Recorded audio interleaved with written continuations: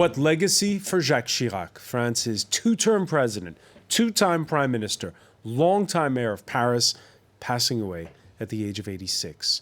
From the 1986 privatization of industries to the 2003 refusal to join the war in Iraq, the dignity of recognizing the French state's role in the deportation of Jews, to a long list of party financing scandals, he had a very long career in politics. He was, above all, a political dynamo. He graduated from the most elite institutions, but was renowned for his common man touch, shaking hands for hours at the Ag Fair or in his home constituency of Corrèze in the center of France. And while he may have lost a lot of elections, he always remained a popular figure. We're talking about 40 years of history. From the young Turk who under de Gaulle helped negotiate an end to the mass strikes of May 1968, to the aging leader who publicly rebuked his eventual successor, Nicolas Sarkozy. As a Gaullist, was he the guardian of the general's principles or the ultimate political strategist who killed Gaullism? Today in the France 24 debate, we're looking at Jacques Chirac's legacy. With us, Ambassador Pierre Menat, former Europe advisor to President Chirac. Your latest book is France Desperately Seeks Europe. Thank you for being with us. Thank you. We also want to welcome another diplomat, Claude Blanche-Maison, former ambassador and the author of Living with Putin. Thank you for being with us.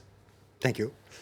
We're joined as well by documentary filmmaker Paul Moreira, co-director of Première Ligne Productions, and Bruno Cotres of the French Political Science Institute Sciences Po, and its research wing, Cevipof. How are you? Fine. Good. The France 24 debate on Facebook and Twitter, hashtag F24debate.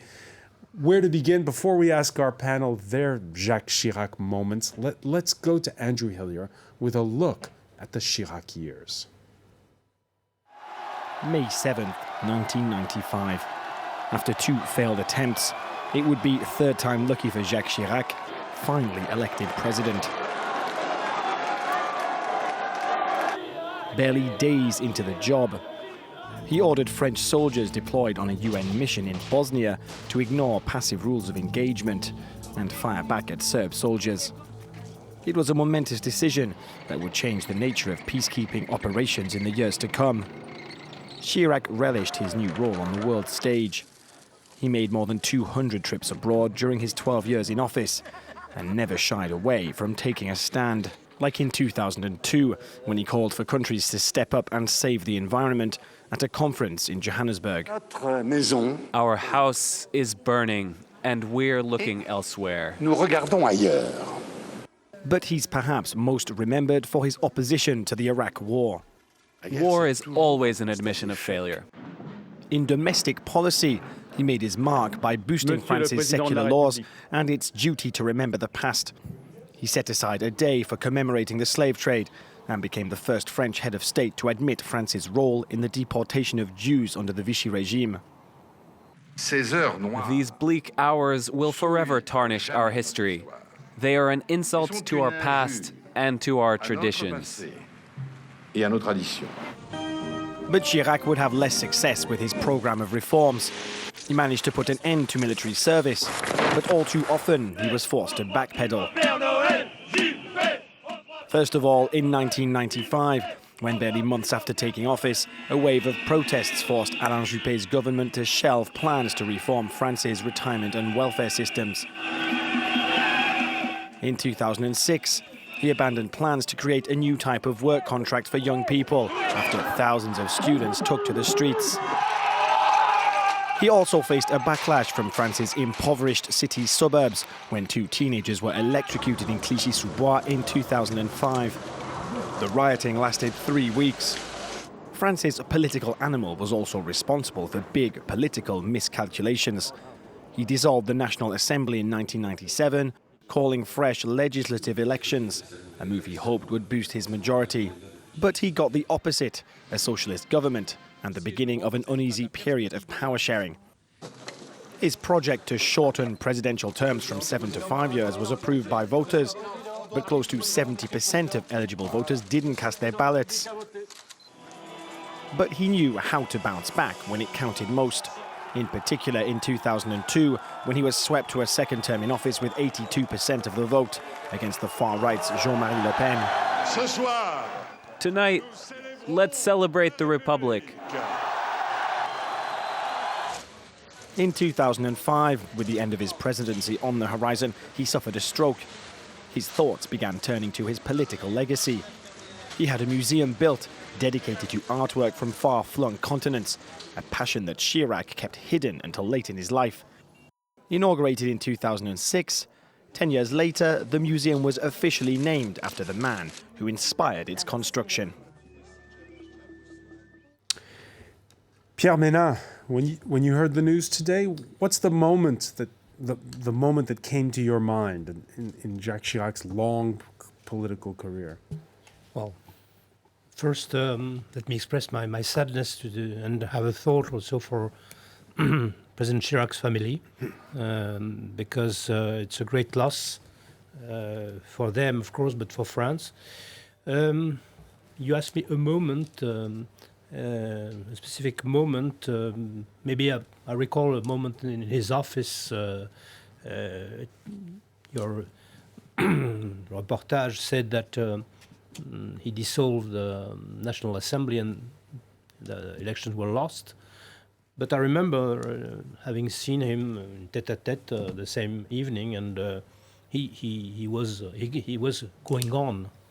And I think this is Jacques Chirac. This was Jacques Chirac. One of the big mysteries about that moment is, was this a miscalculation on a grand scale because he had a majority, dissolves parliament, loses the majority, or a political calculation knowing that a sitting president who's got a majority can't get reelected? Oh, I don't think it was so far-seeing, but no, it was a third reason, I think. Because, well, first of all, you said he had a majority, but this majority had it until March 1998, for 6 months. After that, there was the regular election in March 98. And March 98 was exactly the very date when the euro was decided. So it would be, one of the arguments in favor of early election was that it would be a little bit odd to have this election at the very time of the implementation of euro. So it was something which has not been said, but was part of the strategy. Bruno Cotres, what's his legacy? What's the singular achievement or act that he undertook in those 12 years that for you stands out the most? It is obviously not to participate to the Iraq war. That probably is quite a very big political event at the international level. And at that time, we have a period of the international relationship where what France is doing is going to be an absolutely central element in international relations. But if I were thinking personally to one moment of Jacques Chirac that I immediately was thinking about today, it is probably for me the 95 election. As a political analyst and a political scientist, when you look to what he has done in 95, it's quite amazing, because everyone was saying that he was dead. No one was trusting that he could win that election. And he did something very clever. It was a political animal. And he did something very clever, which is when you just look to the geography of the vote on the first round and the geography of the rallies, it's exactly the same.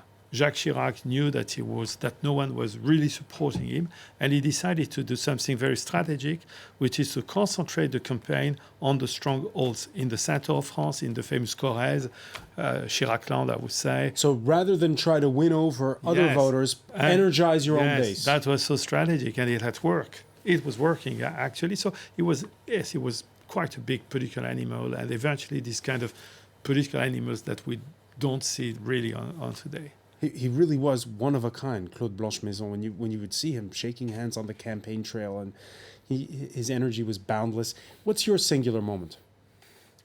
Well, as you know, he decided to reestablish a Gaullist tradition, which was to receive French ambassador before their departure. And so he received me twice when I've been designated to go to India, and 4 years later when designated me to go to Russia. And as far as Russia is concerned, he gave me a very political instruction, very simple one. I want you to try to do whatever you want so that you can have good relation with Russia. Relationship has deteriorated recently. The international press has received the election of Mr. Putin in a bad way. There are problems with Chechnya. Anyway, Russia is not only Putin, and I want to have good relation with Russia, which was a very simple and a very political instruction for an ambassador. He was notorious for going outside of the diplomatic channels, especially in Africa. Was it tough being an ambassador under his presidency? Well, as you mentioned, maybe things are different in Western Africa, but as far as the country where I served, he was relying on the embassies and on the ambassadors, and he came very often to Russia. He had very good relationship with the president of Russia, and of course, Russia was a little bit difficult, as I said, and the first dinner, the first time he met with Putin was a small dinner, very restricted dinner in Élysée Palace. And Putin probably has worked his files and complimented him for having served in cavalry. And Chirac wanted to play a little bit with young Putin at that time, and he said, you know about cavalry, it's just tanks, it's steel, it's awful. And then Putin tried something else. But I saw that you probably as I do, you like to ride and I have many horses.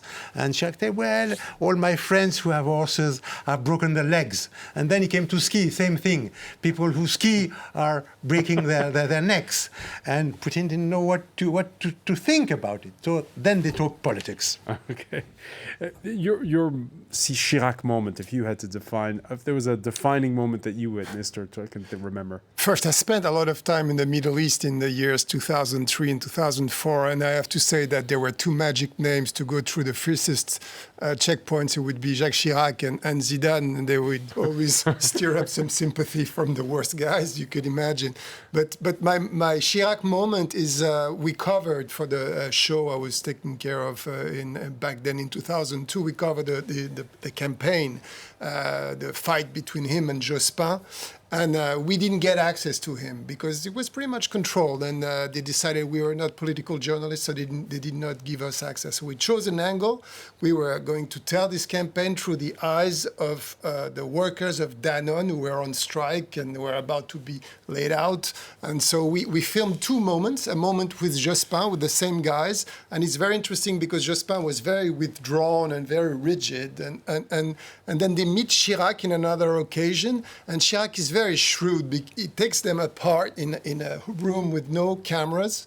And but we knew them for a while, so we lent a camera to one of the workers, and he was able to film the confidential meeting. And then he was there speaking with those hardcore, Trotskyist militants from Danone, and they were like, "Mr. Chirac, are you going to vote a law against licenciement boursier, Against fact of being laid off because of downsizing, exchange, downsizing?"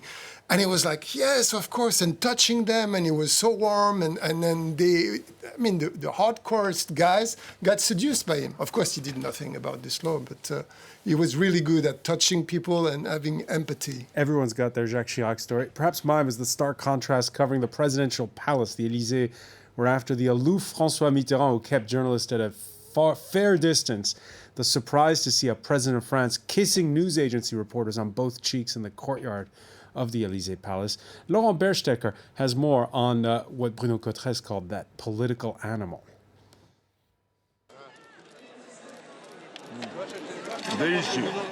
Jacques Chirac carefully cultivated his image, that of a man who loved to live life to the fullest while remaining unpretentious and down to earth. Chirac loved his country, its products and its traditions, and above all, he wanted to be in contact with its people.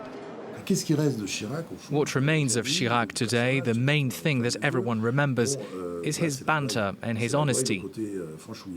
He loved France, he loved farmers, he adored his region, he liked to guzzle wine, he devoured cheese. He was happy when the air smelt like cow dung. Not uncomfortable, he loved it. He was at home. On his walkabouts, he would almost jump on people, on the children, on the women. Chirac was also a ladies' man, and he was never shy about it. His chatty persona made him a frequent target of a famous political puppet show, which mocked his ability to talk himself out of trouble. However, the mockery made the president appear even more likable. Est-ce qu'il vaut mieux vivre dans le passé, le ventre plein en mettant 3-0 au Brésil, ou vivre aujourd'hui avec l'estomac vide et prendre 4-1 contre les Hollandais? Oui.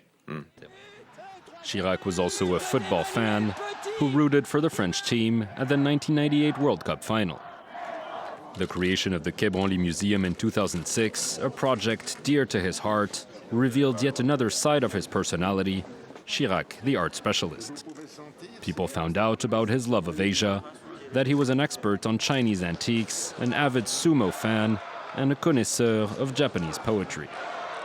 A side of the man that was long overlooked, and which added another layer to his widely loved public persona. Pierre Ménard, in the years you worked with him, it's true, he cultivates this image of the working class Joe who goes to the ag fair and stays all day long and kind of kept quiet for a long time. His affection for Asian art.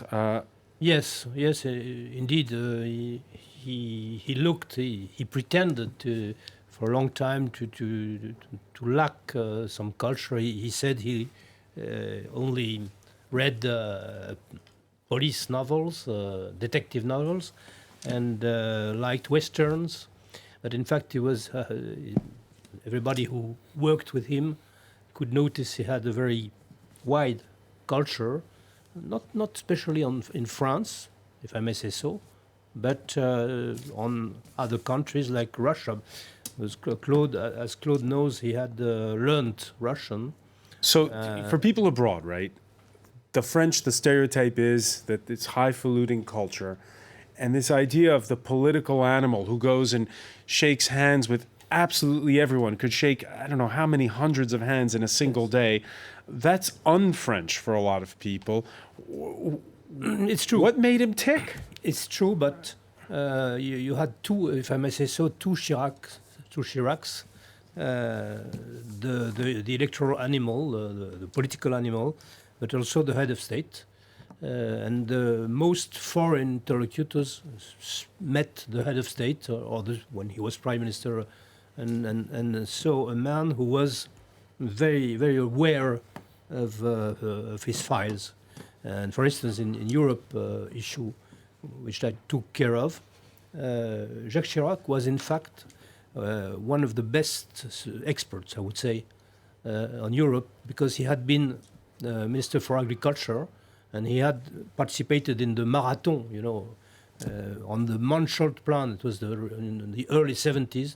And he had been prime minister, and he knew very well the administrative machine on Europe. Yeah, he always won the votes of farmers because they remembered him as the man who brought about the common agricultural policy. Exactly, and by the way, we can notice that those votes today are going to the far right, which Chirac fought all his life. But the farmers thought that his government protected them. At each time there was a discussion on the CAP, he was a strong he was defender on the side of CAP. Bruno Cotres, he's elected as the Gaullist candidate.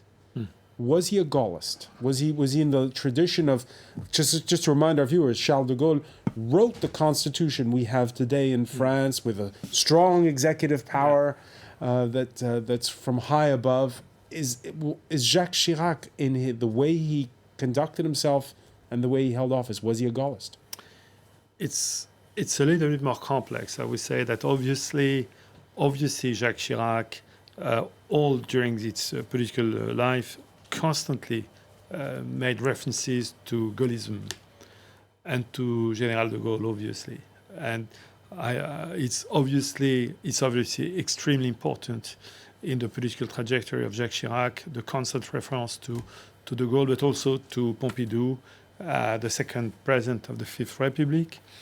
Jacques Chirac was probably more complex than that. He was a Gaullist, but a social Gaullist, like we say in France.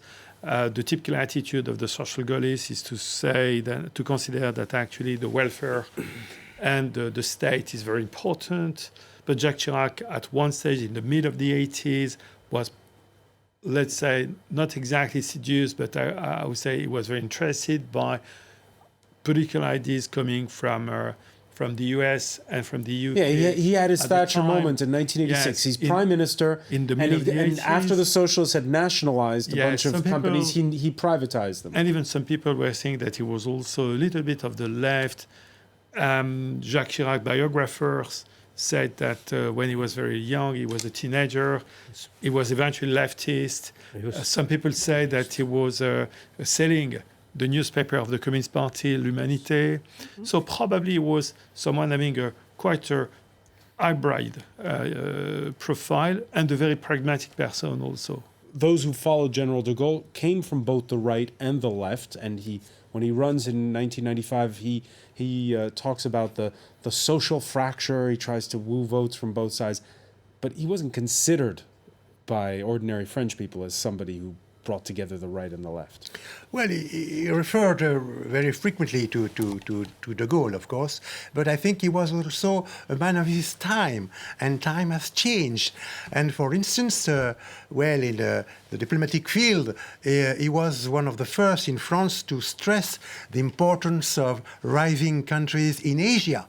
And I remember in '96, at that time I was responsible for Asia Pacific in the ministry, and we went to Singapore and to Bangkok. And in Singapore there was a big meeting for the creation of a regular summit between Asia and Europe. And he started his speech in front of a big gathering by a very surprising sentence. He said, "Yes, I have an affair with Asia." And of course, everybody cheered. The interpreter didn't know how to translate it in other languages. But I think, of course, he has a certain feeling, but it was the right choice to do at that time. And to think that, of course, China was very important, Southeast Asia was very important, India was very important. And he showed that in his foreign policy. All right, open to the rest of the world. We were talking before about perhaps the signature moment, Bruno Cotres mentioned it, saying no to George W. Bush's invasion of Iraq. He also knew when to strike a Gaullist posture elsewhere, like when he traveled to Israel in 1996 in a context of heightened tension with the Palestinians. And at one point, he tells Israeli security to ease off during his visit to Jerusalem's Old City. What do you want? Me to go back to my plane and go back to France? Is that what you want? Then let them go and let them do. No, that's no problem. No, this is not a method. This is a provocation. That is provocation. It's not a provocation. Please, you stop now. And for more, let's cross now to Beirut and say hello to Leila Shaid, who for years was the Palestinian representative here in Paris, diplomat. Thank you for speaking with us from the Lebanese capital.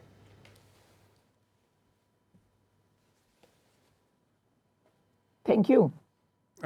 Earlier, Paul Moreira here on the set said how when he would... I didn't hear your question. Paul Moreira here on the set was saying how when he would go to dangerous places, if he said the word Jacques Chirac, it would open doors after that 1996 incident. How much did that moment matter?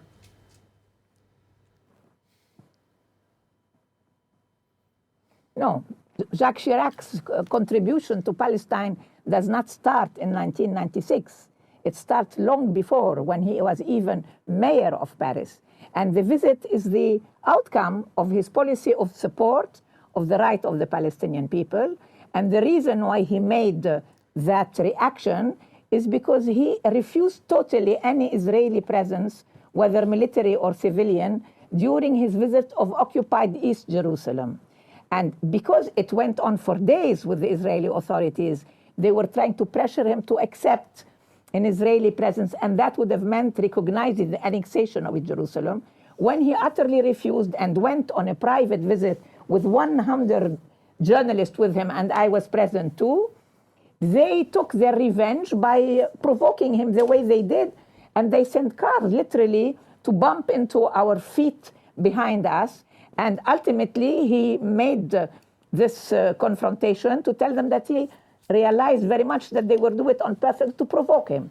But this is an incident in politics. This is not a vision of politics. His vision was a vision of two states. Israel was already existing, though he wanted the world and the Israelis to negotiate a Palestinian state.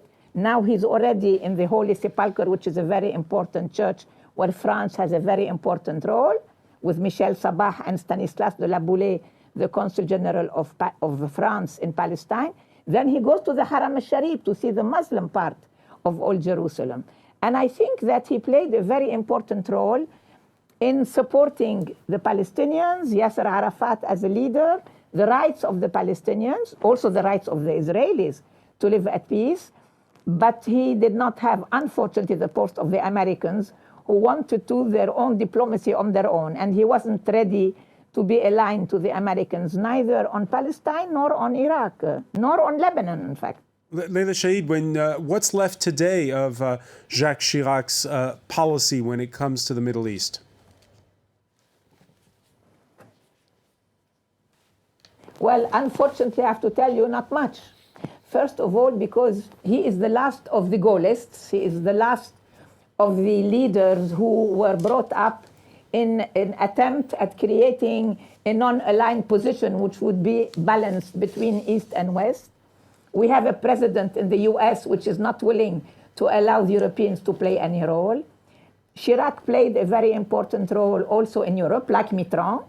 And I think that today we are in a totally new phase, which is one which seems to be at the eve of another world war, with what's happening in the Gulf, with Iran, with Trump using international relations in order to be re-elected in 2 years. I have the impression we lack leaders. We see Hariri here also with President Chirac. We lack leaders in the whole world, not only in the Arab world.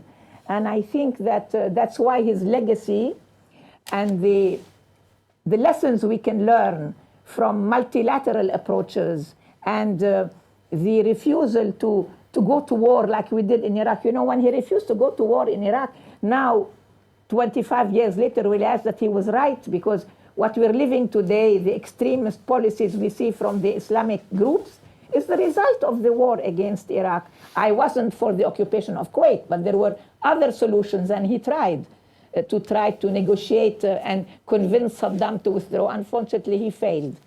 So I would say today, unfortunately, not enough is left of all this quality of leaders. Leila Shaid, many thanks for joining us from Beirut. Paul Moreira, your reaction to what Leila Shaid said about...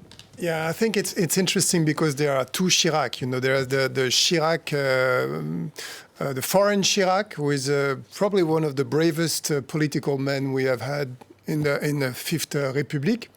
I mean, again, I travel a lot to the Middle East, and I could see how courageous his positions were and also accurate, because now we know that there were no WMDs in Iraq.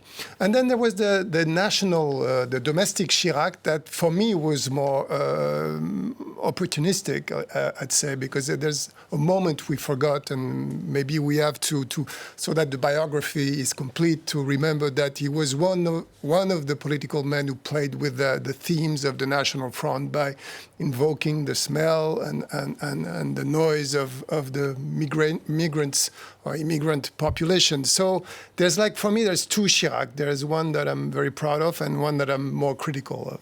All right. I know you have to leave soon, Ambassador Blanche-Maison, so I'll just put one more question to you, which is, on this, it's true that there was the sense sometimes that Chirac was, well, a little bit distant on domestic affairs. You earlier were describing the anecdote of how his eyes lit up and he talks to you forcefully when it comes to foreign policy when you get your marching orders to go to Moscow.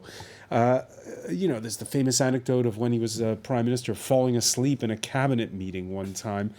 Was he just not as interested in domestic affairs when he was leader? Was he a better campaigner than he was president?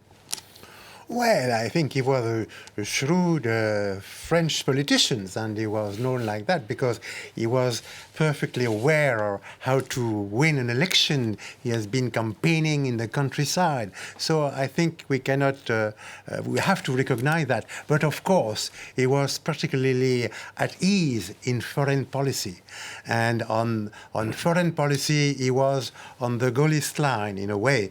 And a while ago, my neighbor mentioned when France refused to accept the second Iraqi war, and at that time I was in Moscow, and the Russians were suspecting us to be uncertain about that, and maybe people have forgot about it, but we were also suspecting the Russian at that time to be a little bit uncertain, because some people in the Kremlin would have liked to follow the Americans or to let them do it, to abstain in the Security Council in the UN.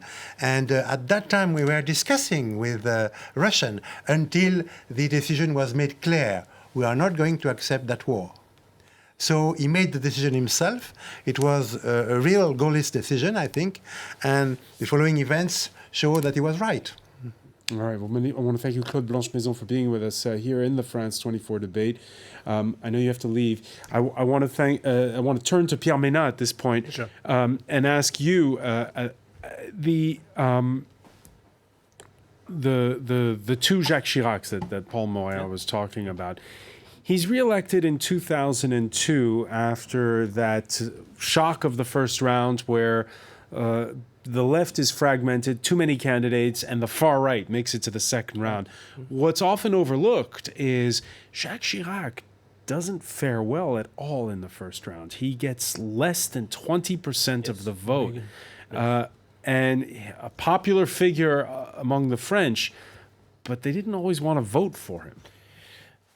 Like you said, there were a lot of candidates, I think 16 candidates. So it is true that in the first ballot, there was no clear leader of the ballot. The French people, I think, were a little bit embarrassed after 5 years of cohabitation, and there was no clear choice between Jacques Chirac and Lionel Jospin, who had managed the country together for 5 years. So, which explains that small candidates like Jean-Pierre Chevènement or others. So they felt they were two peas in the same pod: the socialist prime minister and the Gaullist president. Yes, and by the way, this was and remains, less today because it's more complicated, but it has been one of the motto of the Front National for years. It's l'UMPS. The two parties, the right and the left, are the same. They govern together. They are friends, in fact, and they will lead the same policy. And we are the Front National. We would be the real opponent. And this has worked, but of course, in the second ballot, which is important, he got the support. He got 82% in the second ballot because he got the support of almost all parties in France, except, of course, Front National. Paul Moya, covering that 2002 election, your thoughts on how perhaps it changed France? No, it was a huge shock. I still remember this phone call I got like 1 hour and a half before the the official announcement, and it was nobody could expect that. And like there's been a headline in the newspaper Le Monde a couple of days later. What if Jean-Marie Le Pen is in the second round? You didn't believe it. So rhetorical. I mean, Jospin he had a perfect bilan. You know, he had created jobs. He had created, I think, 400,000 jobs. So he could really expect to reap the fruit of that. But no, and Chirac, I remember his speech when he won the election, and it was historical because it was not like a right-wing or RPR or Gaulliste or whatever speech. It was really, I'm now here for French, and I know the danger we have been facing with those guys, and it was really rassembleur, you know, to gather up people. Together. Yeah. So he makes that speech. It's a huge wake-up call for both the big center-left bloc and the big center-right bloc. Of course, we know what's happened to them since. But Bruno Cotres, in the immediate aftermath, he forms a government where he brings in some people from civil society, some people from few people from the left, a lot of people from his party. He had this opportunity. Did he waste it? Yes, I would say yes. There was a big expectation that after the second round that he was elected by 80% of the electorate, and also all the context of that between the two rounds, because between the two rounds in 2002, you have extremely big demonstrations in the big cities of France, particularly by young voters that, by the way, didn't vote in the first round, but they mobilized, and the emotional aspect of the period. And I think that many people were expecting that there will be like a national unity government, something like that. And Chirac made another choice. It's not that he was not aware of that, because he's going to nominate Jean-Pierre Raffarin, a centrist, actually, at the position of the prime minister. They are going to create the UMP, which is a party that wanted to unify the centrist and the rightist, basically speaking. So they get absolutely aware that they couldn't continue like that, but there was not a national unity government. And yes, you could say that it could be an opportunity that had been lost. We could see that on today, when we have seen the last presidential election, 2017, 15 years later, and that 15 years later, you have a huge majority of the French that just said, we are just fed up with the alternance between the right and the left.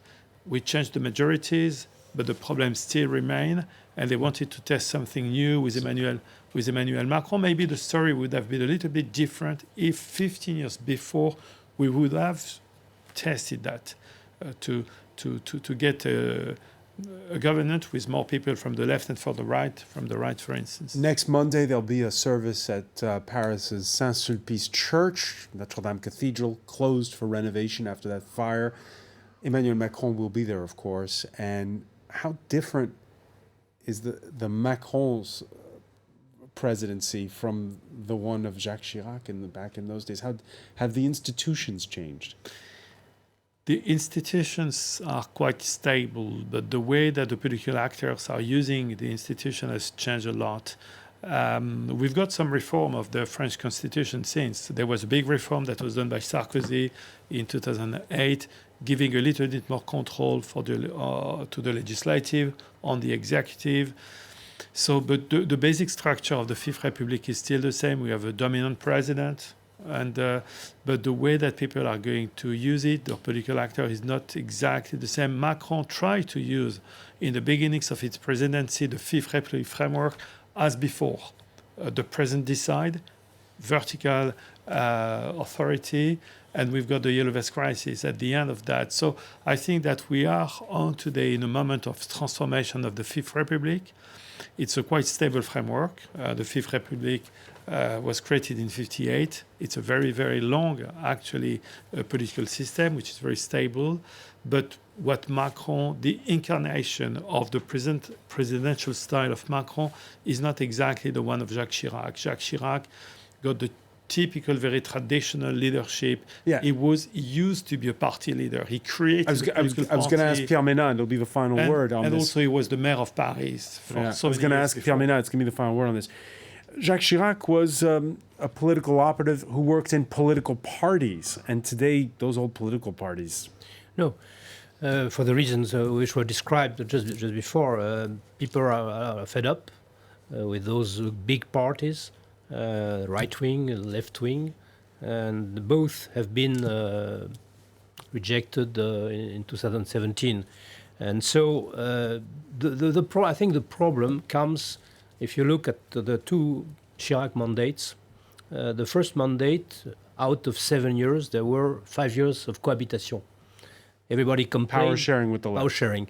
Everybody complained about that, but the French people got used to it because it was a balance in power. The second mandate started what we call the quinquennat, 5 years. Yeah, the first time it was Just reduced from 7 to 5 years, the mandate of the 7 to 5 years, and in addition, just after the election comes the election of the parliament, the National Assembly. And almost automatically, the French voters gave a majority to the president. Then we had it with the second mandate of Jacques Chirac, we had it with Sarkozy, we had it with Hollande. I would not say anything about today, but what is clear is that this reinforces this predominant role. The power of the executive. The power of the president, because in fact, and it is not the way the General de Gaulle created I don't think it was his idea, because his idea was the head of state. Of course, he was elected, but for 7 years, and he was above politics, and by the way, devoting himself also for a big part to foreign policy. To foreign policy. Pierre Ménat, your book is called France Desperately Seeking Europe. Thank you for being with us. Thank you. And people saying perhaps Jacques Chirac's biggest legacy was the reduction of the presidential mandate from 7 to 5 years and what that's entailed. Paul Moreira, I want to thank you as well as Bruno Cotres. Stay with us. Media Watch is next.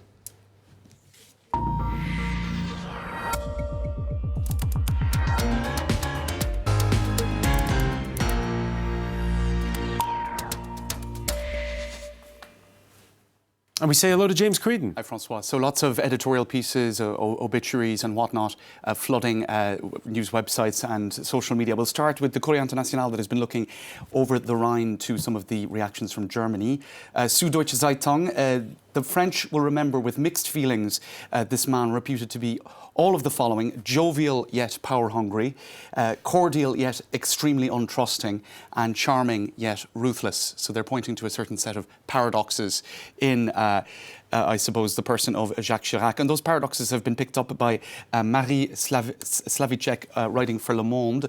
And she says here, he offered almost a perfect mirror for such a long time to the French people. A man, again, of paradoxes, she says, who probably understood the French and was successful in conquering the French, winning them over, if you like, more than he was able to govern the French. So that's a couple of opinion pieces coming through. Die Welt here, again, back in Germany.